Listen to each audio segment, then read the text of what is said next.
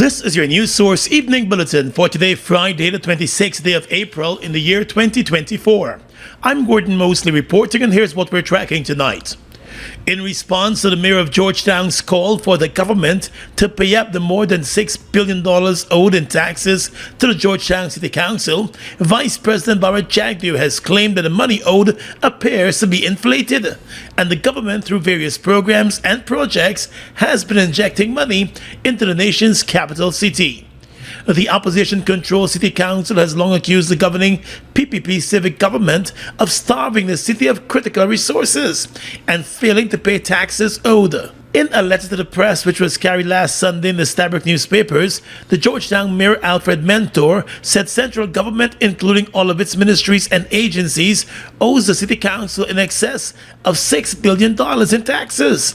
But Vice President Bharat Jagdeo on Thursday rubbished that allegation, accusing the council of inflating the numbers with regards to the taxes owed by the government. He said, contrary to the narrative being peddled by the Georgetown City Council, the government has been investing heavily in Georgetown. According to Mr. Jagdeo, the Ministry of Public Works alone has spent more than $15 billion in the city, upgrading roads and other infrastructure. You can't say we're starving the city. We're taking over, beautifying the city, planting trees. Now, they're not doing any of this work along the seawall, along the railway embankment, by the army compound, all of the trees there, etc. Boulevard in between Prashad Nagar and Campbellville, all of this central government. Mr. Jagdeo also said an additional $1 billion is being spent on drainage and irrigation works in the city, while more than $500 million is being spent to repair and upgrade sport grounds in the city. We're spending another $500 million on doing all the grounds in the city, including putting in lights in the city. So there's no issue about starving of funds. We're spending a lot of money investing in the city. According to the Vice President, the government continues to spend huge sums of money on the development of the city, although it is the council's responsibility to maintain its roads and other infrastructure. But there are some roads that fall under the municipality. Many roads also fall under the government's direct responsibility. The city mayor, Alfred Mentor, has stated that instead of paying the taxes owed, the government, without consulting the council, has been carrying out its own works in the city. He said in many instances, the works done by central government are shabby. More news coming up in just a moment.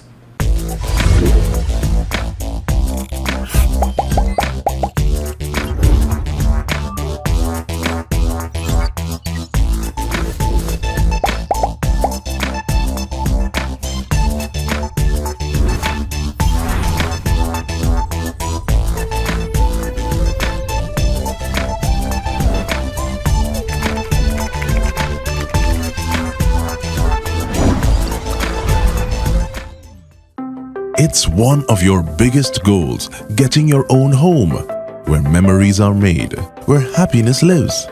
You may feel that home ownership or renovation is beyond your reach, but we at Republic want you to know that there's always a way.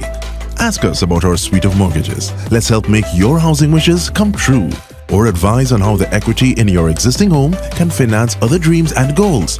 Call or go online to learn more.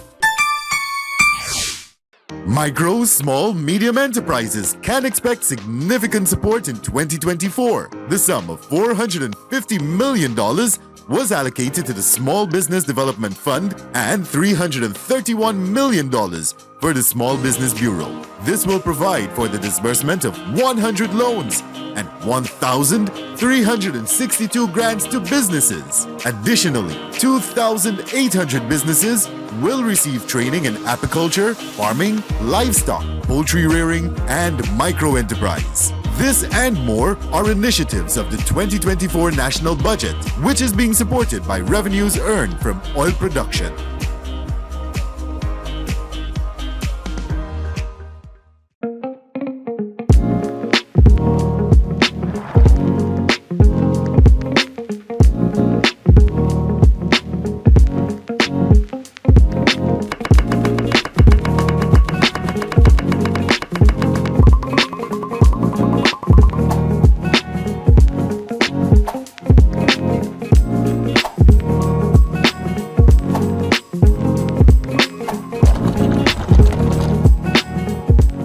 Ministry of Housing and Water's Central Housing and Planning Authority is in the process of addressing all applicants with acknowledgement letters dated 2019 and prior.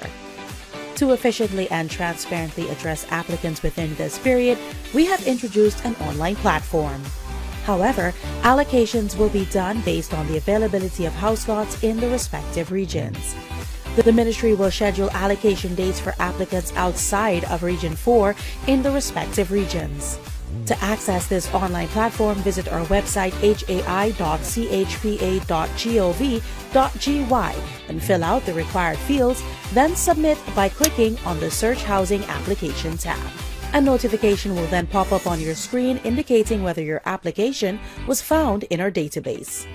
This will be followed by a pop-up screen with your basic personal information and an option to make changes to your contact number if applicable, or if there is any change in your preference for land or a built housing unit. After that information is submitted, you will be notified immediately that the process was successful with a message saying you will be contacted for an allocation based on availability. If an application is not found, it means your application does not fall within the date, and you can contact the office at 706-5730 for any inquiries. This is a message from the Central Housing and Planning Authority.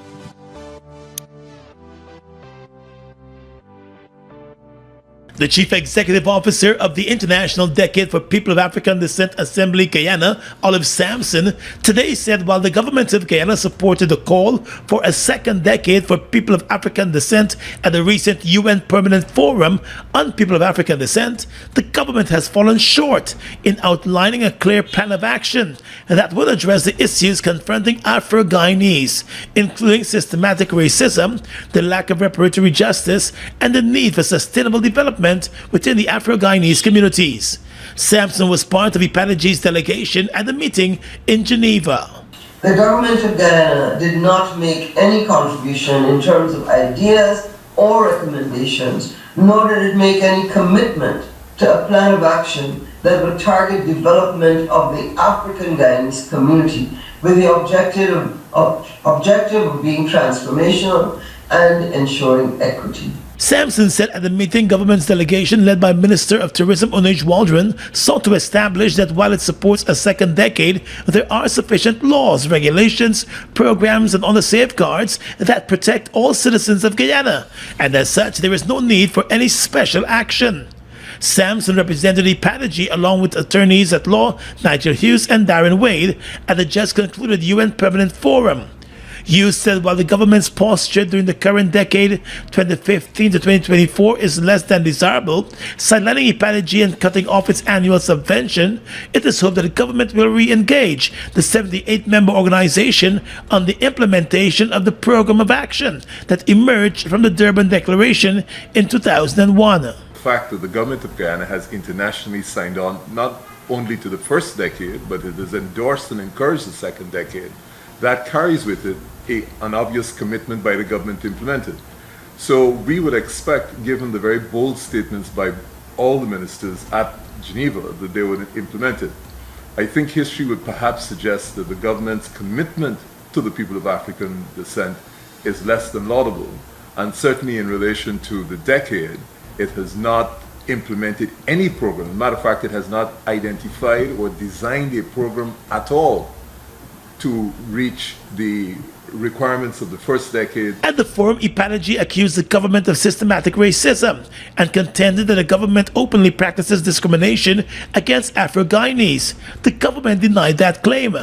It was also explained that Afro-Guyanese are not benefiting as much from the country's oil resources, and that there is discrimination in the allocation of government contracts and certain basic government services. The forum also heard of the government's decision back in 2022 to abruptly halt the disbursement of an annual subvention to the 78-member organization, crippling its ability to effectively execute its mandate. But Minister Waldron told the UN Permanent Forum that the allegations leveled against the government are false and baseless. She said Afro-Guyanese organizations had complained of not benefiting from the resources issued to IPADG, and so a decision was taken to disburse the funds directly to those organizations and not through IPADG. But the chairman of Ipalagy, Vincent Alexander, today maintained that the organization's budget was approved by the government annually, and it was not until a Coffee 250 forum was advertised on the organization's social media platform that the government launched a scathing attack against the organization, with the Vice President Barry Changtio accusing it of misappropriation of funds and mismanagement. Ipalagy received a subvention from government. But we didn't merely receive a subvention. We were required to submit a budget proposal so that before receiving the subvention, the government would have known what we proposed to spend the money on. And they disbursed based on that submission and the Parliament's appropriation. So it's ironical that a government which receives from Ipalagy a budget proposal that clearly identifies payment for staff, programs or whatever, disburses over a number of years and then subsequently come to say that you are not spending the money in a manner that's appropriate, when in fact it was being spent in a manner that was approved for all intents and purposes by the government. Alexander said in retrospect, it is obvious that the government had no real intention of supporting the mandate of Ipalagy and has now made clear that there is no need for special programs or plans of action to tackle issues confronting Afro-Guyanese. More than $295 million worth of marijuana plants and seeds were discovered early this morning during a police operation in the Upper Berbice River area. In a statement, the Guyana Police Force said the marijuana farm was found with 35,000 marijuana plants and 40 pounds of marijuana seeds. A search was conducted at the farm by the police, and investigators also discovered a 12-gauge shotgun along with cartridges. According to the police report, investigators went to a nearby area where a man was spotted running from a house and into the bushes. A group of police ranks gave chase, but the man managed to make good his escape. At the abandoned house, another shotgun was discovered along with components for 2 other firearms as well as additional cartridges. The police also found several parcels of marijuana. The weapons were confiscated and transferred to the Central Police Station along with the seized marijuana. Investigations are ongoing. Purple Arts Productions presents A Treat for My Mother's 7 on Mother's Day, Sunday, May 12. Herbie Marshall and strings, Harper Lee, Leona Walton, Young Nelson, and others. Gold and jewelry for the best dressed mother in purple. 8 p.m. at the National Cultural Center. Tickets $3,000 and $2,500. Compliments of NDNS Furniture Store, Noodle Cake Creations, Essential Care Pharmacy, Sunflower Jewelry, and Purple Arts Theatre Production. Linden, it's time for the official Linden Town Week Big People Party. This year, Big Man Tour Skylark. Join Go Mosley Entertainment on Thursday the 2nd of May at the Mackenzie Bandstand for 5 big bands, Stitchy, Super Ray, Murphy, the Castro Brothers, and for the first time in Linden, the one-woman band Queen Makiba. But when I see what I was getting, boy, I start to shiver, cause I know I'm unable with that. Give me young boy. Plus DJ Granny Ivy will be live. Party like never before. It's a one-man band and one-woman band fete for Linden Town Week. Thursday the 2nd of May at the Mackenzie Bandstand. Big Man Tour Skylark. Compliments of GTT, Sheriff Security, 592Ts, Banks Beer, Guinness, and XM Rums. Drink responsibly for the official Linden Town Week Big People Party. Big Man Tour Skylark. Mobil 1 is more than oil. It's many oils. It transforms at the molecular level. When cold, it's thicker than honey. When hot, it's thinner than water. Mobil 1 adapts and readapts to last longer. 16,000 kilometers between oil changes. That's your engine evolved. Sol Guyana is the authorized distributor of Mobil lubricants.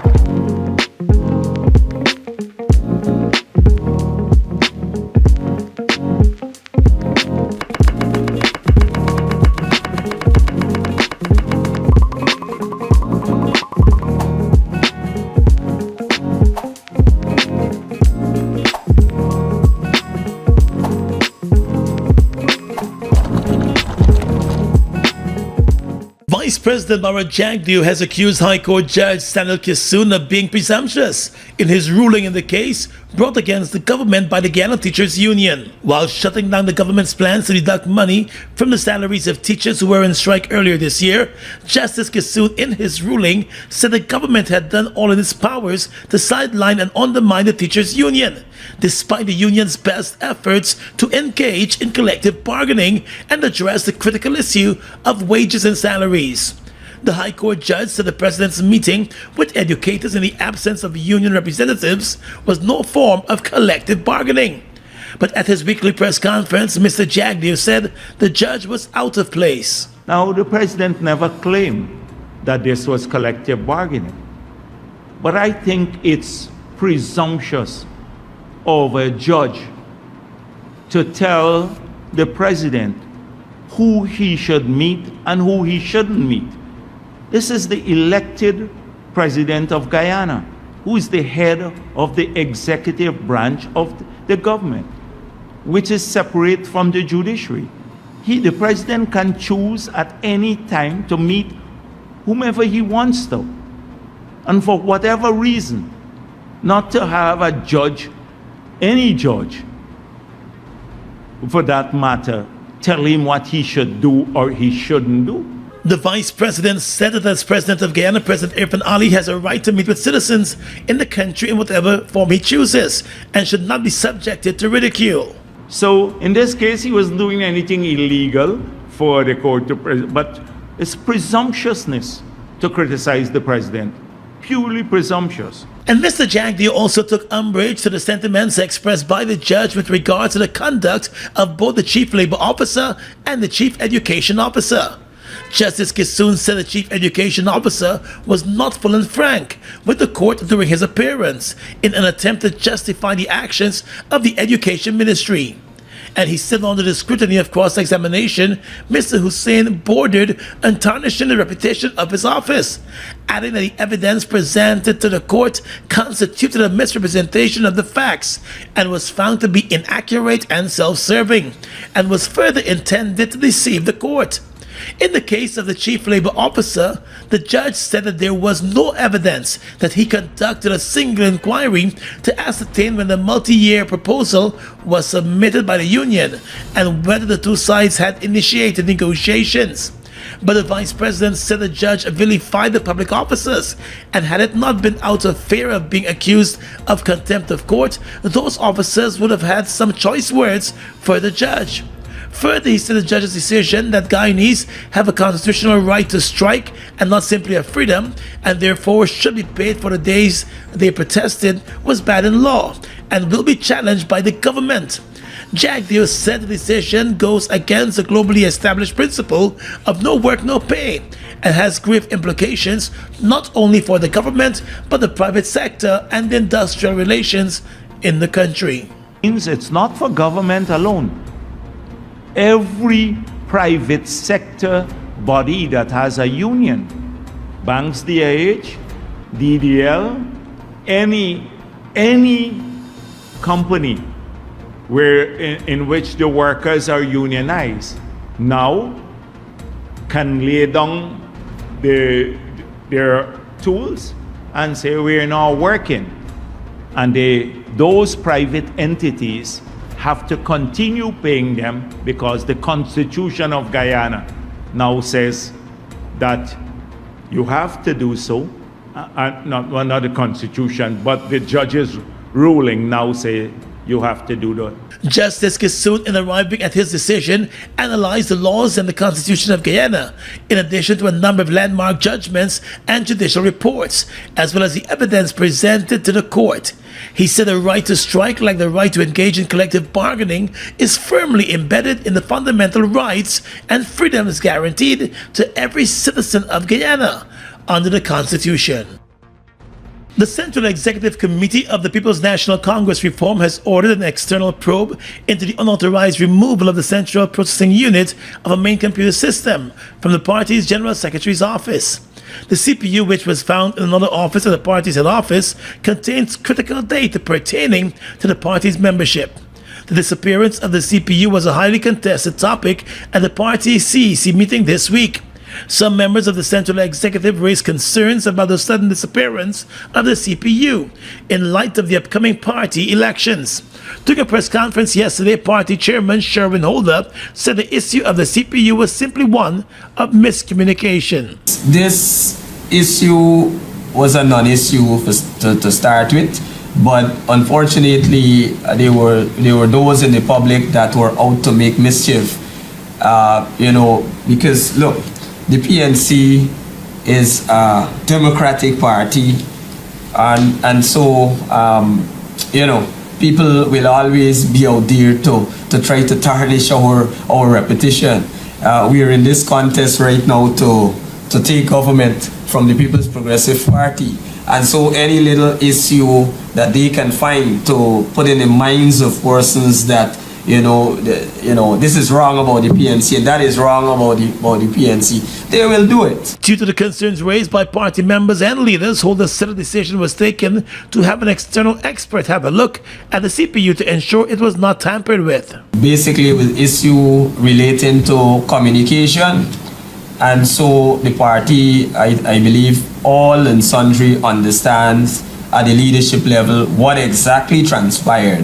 And in addition to that, we've taken like a contingency measure to have an outside person, an external expert, run some checks to ensure that the integrity of the information is intact.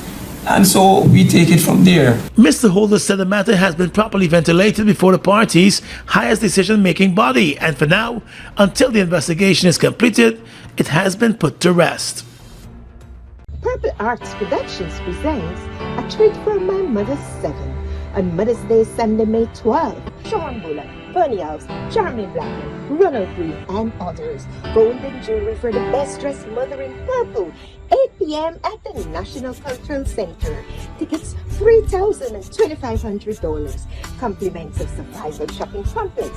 The Simcoe Trading, Secure Innovations and Concept Inc. A Purple Arts Theatre production, directed by Simone Dowling. Look at the breathtaking beauty of the Essequibo, from its pristine rivers to its abundant resources. It's a treasure that belongs to Guyana, and we ask Venezuela to respect the rule of international law.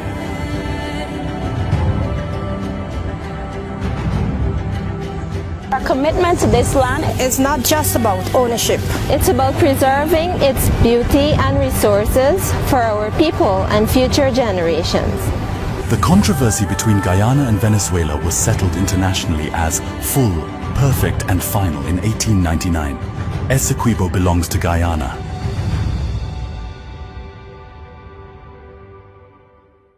Guyana's economy is rapidly transforming, and we're all part of it. Guyoil is at the forefront of this development by providing reliable and efficient energy and supporting community development from the very core.